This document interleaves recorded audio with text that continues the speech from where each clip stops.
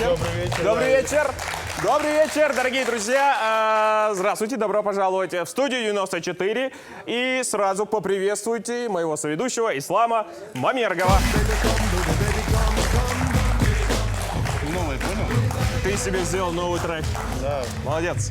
Я могу позволить себе это. Да, ты можешь себе позволить. Ты много чего Интернет можешь себе скачал. позволить. Что ж, друзья... Спасибо, Ислам, я понял. Что ж, друзья, сегодня у нас необычный выпуск, можно сказать, патриотический, потому что в основном сегодняшняя программа будет посвящена Дню Победы в Великой Отечественной войне. И, естественно, мы будем говорить о каких-то памятных датах и, конечно же, о наших соотечественниках, чеченцах, которые принимали участие в Великой Отечественной войне. Ну, куда, какая война без чеченцев, как говорится, это мы хорошо умеем. Мы и начинаем. Итак, Ислам, Да. мы сегодня, давай зрителям скажем, телезрителям и зрителям в студии, что мы сегодня отказались от традиционных рубрик, от новостей, от твоих замечательных наблюдений, которые вызывают массу Бурю эмоций, бурю эмоций. да. И очень много комментариев, оказывается, не вызывают, а оставляют. Да, наверное, не знаю, я стараюсь это все не слушать. У меня много забот. Я тоже не слушаю, не говорю, ну это ладно. Да, 9 мая, День Победы. День Победы. Как он был от нас далек? Я все-таки, у меня есть кое-какая информация, не в новостной форме, но есть информация, которую, если ты хочешь, мы обсудим, которая была на этой неделе. с удовольствием. Это, да, такие локального формата, может быть, новости. Первая новость, позитивная такая новость, которую мне с тобой хочется так быстро обсудить, и чтобы люди тоже узнали. Грозный стал самым богатым городом России. Я думаю, это... В смысле, богатым и недорогим, да? Ну, Дорогой это Москва, по-моему, да? Да, самый дорогой в мире считается, да, Москва. Мы богатый город, да. То есть у нас Сейчас нету бедных людей? Нету бедных. Я тебе объясню сейчас. Доля бедного населения в Грозном составляет всего 9%, что является самым низким показателем по России. Это по результатам исследования Департамента социологии и финансового университета. Соцопрос был, да, такой? Да, по соцопросу. Ты представляешь, ты тебе подходят и говорят: салам алейкум, там, добрый день, вечер. Вы бедный человек? И какой чеченец скажет, что он бедный, и он скажет: алхамдулилlah, все хорошо. Я думаю, что эти данные верны, и, честно говоря, на зло врагам, на радость друзьям, я рад, что так. Я знаю, есть огромное количество людей, которые ничего не делают, стоят на проспекте целыми днями, стоят, и опять же у них самые дорогие машины.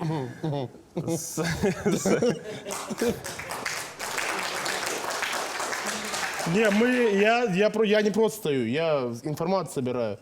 Не для кого-то, не для каких-то служб, а для нашей передачи с тобой. Да. И все вы. Все вы. И дальше, как все, наверное, уже знают, глава региона поручил Министерству печати разработать программу дальнейшего совершенствования деятельности средств массовой информации, а также найти возможность поддержки независимых СМИ. Отлично. Вот это действительно стоит аплодисментов, это замечательно. Я не знаю, насколько важно наше мнение. Как независимых СМИ, да? Ну, мы не совсем СМИ. Я по поводу ребят, которые действительно занимаются средствами массовой информации, молодые журналисты. Хорошо, что сейчас им будет оказываться поддержка. И еще одна новость, которую мне хочется сегодня озвучить в студии. Мы выходим в эфир сегодня, 9 мая, естественно, и сегодня... День рождения у моего замечательного соведущего, у хорошего, доброго человека Ислама Мамергова. Давайте его все поздравим. Поздравим с этим праздником. Эти 15 лет, как я долго... Да. Вот эти 15 лет, которых я прожил на этом свете. Да. Вот, собственно, и все, я думаю, да, Ислам. Это та необходимая информация, которую надо было нам озвучить в нашей студии. Спасибо.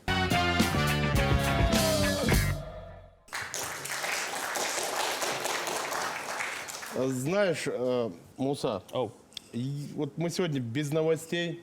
Не, у нас сегодня патриотический выпуск. Да. И, честно говоря, я хочу, чтобы посмотреть один очень маленький ролик. Сегодня в честь этого праздника у нас и гость будет соответствующий. Но прежде чем мы пригласим гостя в студию, хотелось бы, чтобы зрители посмотрели один видеофрагмент, посвященный именно сегодняшней дате.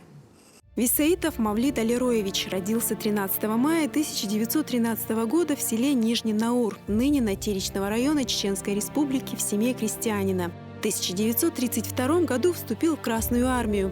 После окончания школы был направлен на учебу в Краснодарскую трехгодичную кавалерийскую школу. По окончании учебного заведения молодого лейтенанта направили служить командиром взвода 34-й кавалерийский полк 9-й Кавказской дивизии. В 1935 году Мавлид окончил Орджоникидзевскую пехотную школу, а в 1940-м уже в звании старшего лейтенанта он командовал эскадроном. В том же году, получив звание капитана, Мавлид был направлен на курсы усовершенствования командного состава в город Москву. В первые же дни войны он отличился в боях, несмотря на полученное ранение. За доблесть и мужество был награжден орденом Боевого Красного Знамени. В апреле 45-го 28-й гвардейский кавалерийский полк под командованием Мавлида Висаитова прорвал оборону противника в районе города Швед, овладел населенным пунктом Хамельспринг и городом Райсберг. После прошел с боями около 170 километров, овладел 50 населенными пунктами и уничтожил много живой силы и техники противника. Освободил из концлагерей до 3000 советских граждан. К исходу 2 мая 45 года полк вышел на реку Эльба и в числе первых встретился с англо-американскими войсками. В июне 45-го он был представлен к званию Героя Советского Союза, но награжден орденом Ленина. В послевоенные годы уже подполковник в запасе Мавлид Висаитов жил в городе Грозный. В мае 1986 года он ушел из жизни. Мавлида похоронили в его родном селе Натеричное, а 5 мая 1990 года ему было присвоено звание Героя Советского Союза посмертно.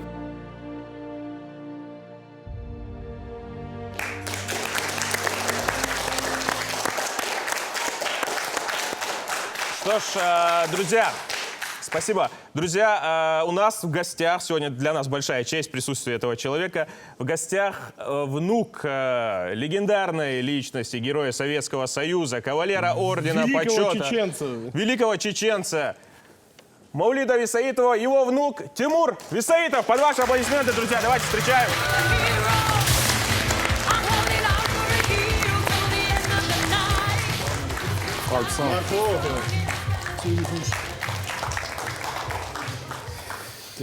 Тимур, добро пожаловать к нам в студию. Спасибо, что в этот день пришел к нам. Мы смотрели ролик, ты-то, конечно, больше всех нас знаешь.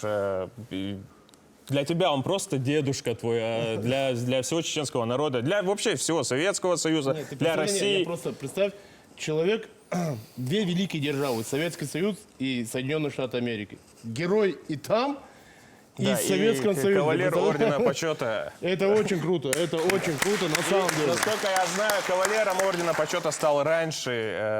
Да, чем был удостоен в 1945 году при встрече с американцами на Эльбе.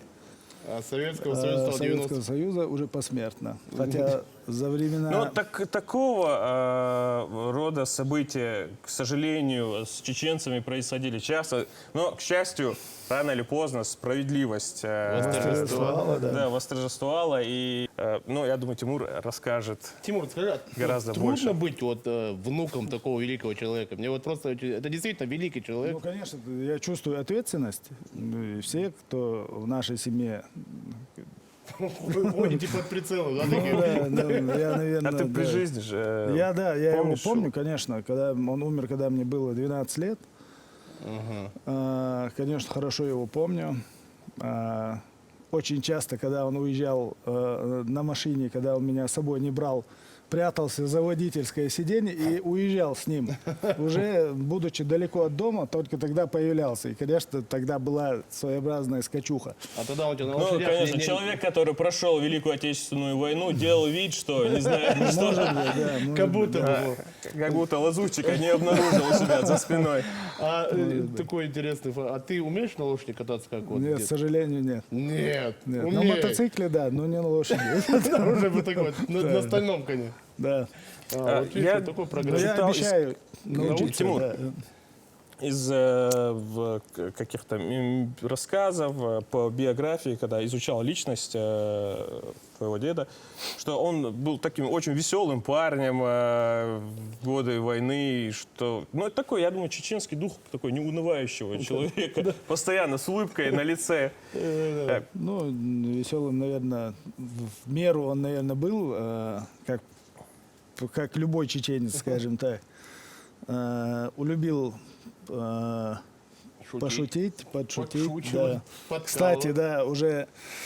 И очень он не любил рассказывать про свои военные годы. Но наверняка есть какие-то... Ну да, есть вот, кстати, вот этот момент. Когда они спросили про военные годы. Да, да, он не любил рассказывать. И где-то с друзьями, находясь на берегу Терека. О, отлично. Да. Кстати, про 9 мая, который ты говорил вечером.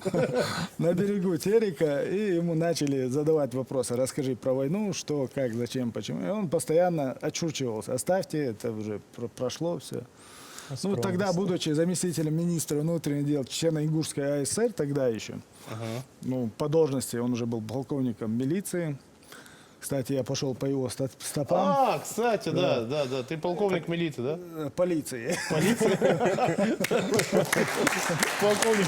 А в каком? К сожалению, у тебя такая участь, Тимур, кем бы ты ни стал, ты все равно останешься внуком, мол, тебя будут помнить только за это. Это хорошо, на самом деле. Извини, мы перебили тебя. Продолжай. И как-то его начали спрашивать, какие люди больше были, храбрые или трусы, туда-сюда. Ну, и как бы он над своими друзьями, близкими, он только мог себе это позволить. Очень не любил вот это понебратство. Нохчума тальчик, эсгумдей швацер, лор швацер, и он... Ну и начали они ему задавать эти вопросы, и он отшучивался очередной раз. И сидя вокруг этого костра, уже глубокой ночью, он достал пистолет, 8 патронов вытащил из обоймы и закинул в костер. Закинул в костер, и как лежа у костра, естественно, даже не сдвинулся с места, а те друзья, товарищи, которые находились рядом, они убежали от костра, ну, естественно, подождали, пока взорвутся 8 патронов, подошли и говорят, мол, типа, разве так делается, туда-сюда. И он, улыбаясь, сказал, вы задавали вопрос, говорит, были мужественные или... Трусы, да. Он говорит, были мужественные и такие, как вы. А можно спросить, вот мы просто там не стали переводить, а ты где, вот он полковник полиции, а где ты работаешь, если не секрет, конечно? Я работаю в МВД Чеченской Республики, МВД по Чеченской Республике, в должности начальника отдела. Управление по борьбе с экономическими преступлениями. Ну неплохое у тебя дело, тебе скажу. Отлично! Правильную нишу выбрал.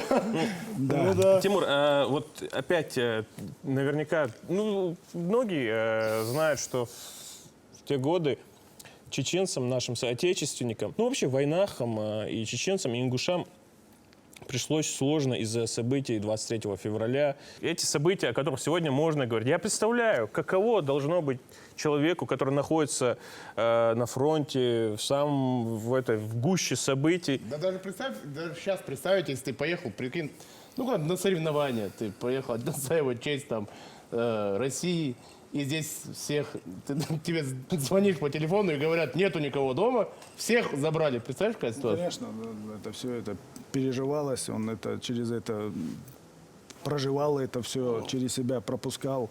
Естественно, люди, которые находились постоянно в авангарде каких-то боевых действий, выполняли все сложные операции, скажем так, когда им сообщают, что их семьи высланы как враги народов.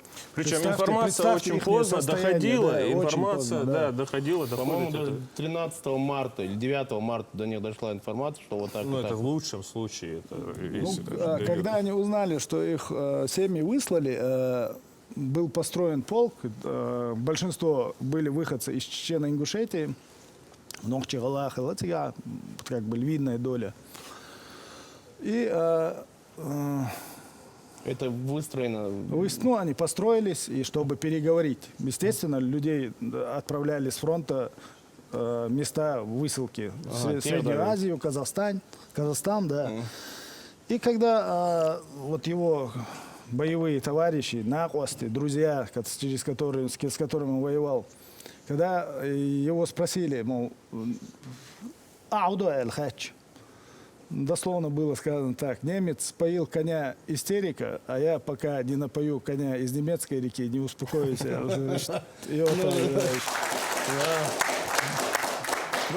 И вот так они, никто и не вышел из строя, все воевали до Но конца. это уже дело чести. Это Да. Я, знаешь, ну, вот такое мне так- психологическое давление должно быть. Это страшно представить себе, Конечно, в каких конечно. тисках оказываешься в такой момент, когда до тебя такая ужасная, чудовищная новость заходит. У тебя долг и честь. Вот два огромных молота, посреди которых ты находишься. И А еще, знаешь, очень чудовищно. приятно сейчас, когда сидишь, вдвойне приятно, что вот такую передачу идешь и узнаешь о таких великих людей с уст близких родственников еще больше и больше. И это действительно очень приятно. Спасибо, Тимур, что рассказывал нам такие истории.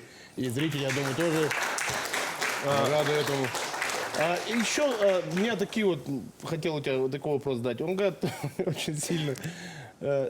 Очень сильно не любил уколы, когда ему делали там. Да, укола очень сильно боялся. Очень... Очень А боялся. что еще не любил, можете? Кстати, еще терпеть не мог шоколад. Шоколад? Очень не любил Шоколад. шоколад. Ну, там была такая история. Конец войны. Наши войска наступают уже где-то в Восточной Германии. Естественно, обоз отстает. Постоянные рейды. И разведка докладывает, что едут два немецких грузовика, полные провиантом. Мгм. Ну, естественно, забирают эти грузовики. А они сидят, голодают, да? Они, сегодня? ну, естественно, идет война, Да, постоянно что-то, наверное, не хватает. Да, ловится умно, лардует.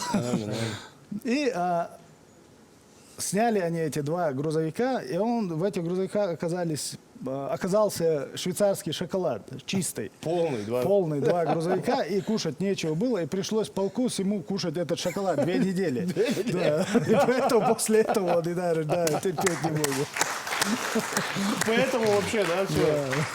Ну, я тоже, это прикинь, Ислам, что я ж- точно так же роллту не люблю, когда во время войны беженцем были. Все время роллту, все время роллту, боже, с тех пор не люблю роллту и тушенку, бывает. Я еще один момент такой в конце хочу ты хочешь узнать. все выжить, да? Да, я хочу один момент узнать.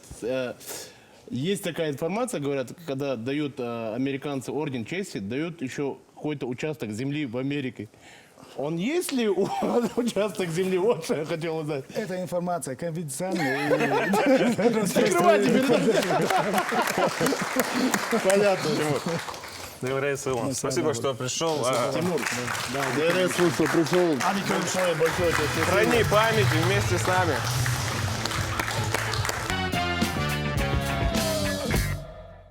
Что ж, продолжаем выпуск. И еще, ну не новость, скорее как информация.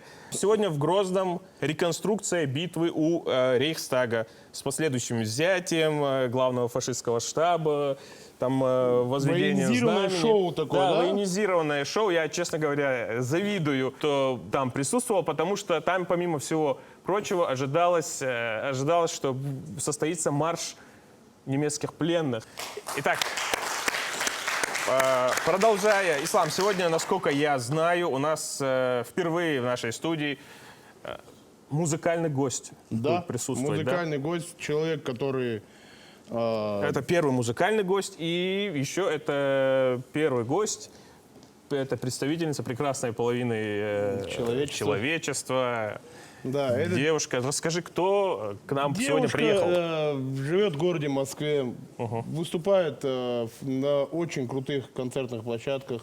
Девушка, которая участвовала в таком очень крутом на российском телевидении шоу под названием «Голос». Да. И девушка очень талантливая. И она, я думаю, мы ее сейчас пригласим, и она сама обо всем расскажет, и мы у нее спросим. То есть мы, прежде чем перейти к музыкальному номеру... Да, мы с ней поговорим, пообщаемся. Пожалуйста. И у нас сегодня в студии... Певица, вокалистка Асет Самраилова. Друзья, ваши аплодисменты! давайте поприветствуем.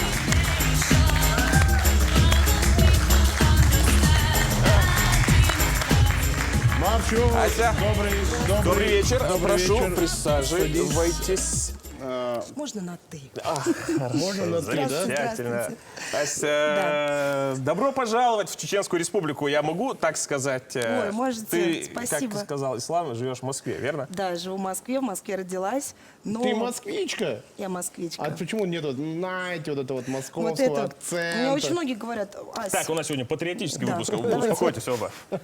да, давайте мы можем поговорить, кстати, об этом. Ну, потому что это коснулось каждую семью. То, что происходило с 41 по... 45. Верно. Да. По 45-й, да. Мы знаем информацию. Ты, может быть, не владеешь в Москве. Не каждый сейчас владеет информацией, то, что происходит Немножко в мире, в стране. запуталась, Ася, Ислам нам такую микроинформацию тебе дал. Ну, ты расскажешь о себе больше. Ты участвовала в программе «Голос». Да, я участвовала в Мы программе тебя «Голос». почему-то не видели. Потому что меня очень быстро оттуда отчислили. А докуда ты дошла, кстати? Я дошла до первых батлов, и я была у Александра Борисовича Градского. А, Градского? Да, я то есть была. он тебе пап, он, Да, он сделал? повернулся единственный. Когда он повернулся, я не верила, я думала, кто угодно, только не Градский. Ну, то есть, кто угодно должен был повернуться, но не он, потому что, мне кажется, я не совсем его формат, а повернулся он один, поэтому у меня не было выбора. И, соответственно, вот, что еще вам рассказать, прошу? Что еще? Какие-то концерты участвуешь? Я хотел спросить, Да. только хотел задать вопрос, каково это, когда эти судьи оборачиваются, потом она говорит, я не дошла, думаю, откуда ей об этом знать? Нет, Я сейчас понял, все, я понял. А как, что это значит, да, когда вот так Вы вот? знаете, чувство, я как ты хочу сказать, что это было самое страшное, мне кажется, в твоей жизни? вообще, да, Ну, она в ситуация в моей Москве жизни. выросла просто. Ну, понятно. Когда они оборачиваются, это Потому сам- что это психологически. Психологически, да, действительно, то есть очень много было конкурсов всевозможных у меня до того. До того я участвовала в программе «Большой джаз» на канале До того, «Культура». До того, это был до шоу «Голос». Ну и как-то, по-моему, особо не смотрели. А «Голос» смотрит вообще весь мир, вся страна. И вот это было самый такой стресс, потому что обычно ты видишь все равно лица и глаза людей, ты можешь им хоть что-то, какой-то месседж, что-то ты можешь рассказать. А здесь ты ничего не можешь, то есть ты должен действительно сделать так, чтобы они повернулись. То есть Да, это такой немножко интересный элемент шоу, кстати, да, мы тоже... Вы подумайте об этом, подумайте. да? К вам будет приходить гость, Что а вы думать? будете думать. Это можно просто переделать и все. Как мы, в Поворачиваться принципе, и или нет? сделали. Как мы, многие говорят, что мы так и сделали. А еще скажи, помимо вот этих вот каких-то громких таких шоу, где-то еще какие-то концерты? У меня бывают что-то? большие концерты, у меня были большие сольные концерты в Международном Московском доме музыки. Такой, ну, вы, наверное, знаете, такой со скрипичным ключом на Павелецкой. Да, мы же знаем, чем мы. Здесь, кроме проспекта Путина и Северного Ну, мне базарика, кажется, ничего вы нет. бываете в столице. Соответственно, да, это различные музыкальные клубы, музыкальные площадки, это фестивали, это конкурсы, это гастроли. У нас уже по времени мы должны заканчивать, чтобы объединить вот концовку, да, когда мы зачитываем вопросы. Раз уж Ася здесь, она сидит, я предлагаю, чтобы Ты хочешь, чтобы она тоже вопросы, посидела да, с нами? не вопросы, которые нам задают эти Ну, я наши говорю, чтобы она телезрители. посидела с нами и Да, пос- да, если получится Если- отвечать, потому что мы на них очень скудно отвечаем. Если что-то будешь Да, вставлять, у нас мы не будем. То есть это мы сейчас будем- проверка очень низкий будет на- уровень импровизации. Да, Проверка на кстати, чувство проверим юмора, её да? Хорошо. Да, и вопросы можно под аплодисменты, конечно. Спасибо, Анзор. Вам действительно Анзор у нас пишут? же звезда стала, ты знаешь? Да, Анзор замечательный режиссер. Так рифмую я, когда делать мне нечего. Итак, дорогие друзья, Ася, Ислам, зрители, наши вопросы. Итак, первый вопрос нам. Ты готова? Я готова. Ты готов? А намечается ли у вас детская рубрика? Спрашивают нас. Ася, что скажешь по этому поводу? У нас нет, не намечается. Есть какие-нибудь пожелания нам? Я пожелаю, пожалуй, да, открыть детскую рубрику. А почему бы не открыть? Это было бы интересно. Открыть, в смысле? Открыть просто, взять и открыть детскую Да, у рубрику. нас дома, знаешь, только этой детской рубрики. А ты давай, да вот эта вот рубрика. У меня, по крайней мере, дома. Ладно, давай быстро пройдемся. Чем отличается чеченский юмор от КВНа? Вот такими вопросами. И того, и другого нет у нас в Чечне. Вот так самокритично мы отвечаем. Ась, ты не против? Да, Ты просто сидишь, да, ты как... я слушаю, да. я внимаю, я учусь. Почему студенты всегда бедные? Ну, они же учатся. Я бы не сказал, что сегодняшние студенты... Ну, во-первых, у нас самый богатый город в России, не забывайте об этом. Да. Во-вторых, стипендия у вас гораздо выше, чем у нас в свое время. У нас 200 рублей стипендия была. Продолжаем. Ась, ты помнишь эти тяжелые времена? Да, Не у помню. меня была повышенная, по-моему, 400. По-моему. Ну, у нас тоже повышенная, 200. Да. Ислам, Да. вот здесь. Ислам, сделай 10 отжиманий, говорят здесь. Да, потом, да. Ну, как сейчас? Я вот так ты, знаешь, да, к зрителю относишься? Не, ну как? Ладно, если Да ты, я могу, ты чё, стесняешься, тебя нет. могут выручить. Ась, пожалуйста, 10 отжиманий, Ась. Сделать? Не надо. не Я надо. уступлю. Он сделает, я Я лично делаю, вчера. просто... Я, знаешь, чего ожидал? Что будут такие, типа, по поводу Дня Победы вопросы. Да. О чем мечтает ислам? Да, я мечтаю... Нет, я мечтаю, чтобы было все хорошо, чтобы в нашей республике никогда не было больше того, что было лет 15-20 назад. Спасибо. Ладно, всё понятно с вами. Когда в студию вошел Леча Курбанов, от волнения ведущих вспотел экран. Кто должен войти в студию, чтобы вы упали в обморок? Рамзан Кадыров. Я думала об этом. Почему Рыжий все время троллит Картавого? Я думал... Я думал, тебя рыжим назвали. Ну, походу, меня Рыжим и назвали. Нет, а я что, картавый, что ли? Я больше шепелявный. Ты шепелявный. А как это? Шепелявлющий. Ладно. Ась, так, видишь, вот так проходит все здесь. Это прекрасно. Да? Просто Слава Муса сам пишет себе шутки. Да, сам пишет. Сам пишет. Когда пишет, если даже когда пишет. То, друзья, это были все вопросы. Вот так. Сегодня спасибо большое и перейдем. Аплодирую. Во-первых, прежде чем мы перейдем к музыкальному номеру, завершающему номеру, я от лица всей студии 94, от лица нашей съемочной группы, от продюсеров, от всех световиков, в общем, от всех поздравляю. Поздравляю всех с Днем Победы. И в первую Особенно очередь, да, наших ветеранов. да, наших ветеранов, тех, кто сегодня с нами, тех, кого сегодня с нами нету. Это действительно были громкие имена. Они получили свое место в истории сегодня. Это и Маташ Мазаев, и Алауди Устарханов, и тот же Маулид Висаитов, Хампашан Урадилов. В общем, всех поздравляю с Днем Победы в Великой Отечественной войне. Спасибо. И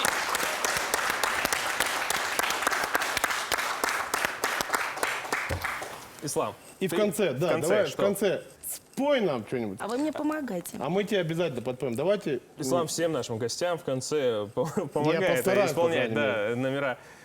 Ась, и если можно, что-нибудь такое в духе Дня Победы и в своей Давайте попробуем. аранжировке, в своем стиле, в своем исполнении. Поехали. Спасибо.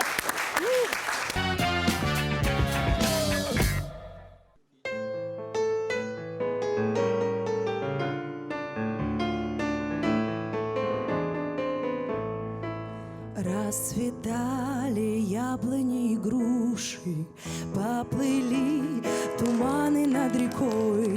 Выходила на берег Катюша, на высокий берег, на крутой. Выходила на берег Катюша, на высокий берег, на крутой. Выходила, песню заводила про степного сизого орла, про того, которого любила, про того, чьи письма сберегла, про того, которого любила, про того, чьи письма сберегла. заварла. Пой ты, песенка девичья, ты лети за ясным солнцем вслед.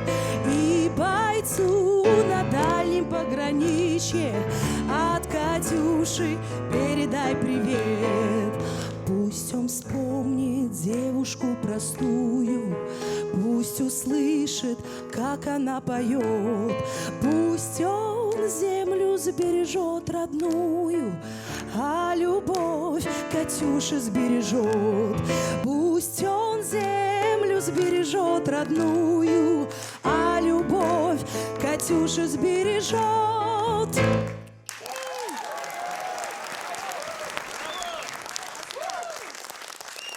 Ася, спасибо! Спасибо, это было великолепно. Спасибо, что в такой день дебют, уже можно сказать, рубрики нашей с музыкальным гостем. Спасибо, что приехала. Спасибо Успехов тебе во Спасибо. всем, в творчестве, в жизни. Спасибо, Надеюсь, браво, еще друзья, это увидимся. была Ася Абраимова. Как там фамилия? Дорогие Спасибо друзья, всем большое. спасибо. С Днем Всем Победы С Днем вас! Победы! Увидимся на следующей неделе в студии 94.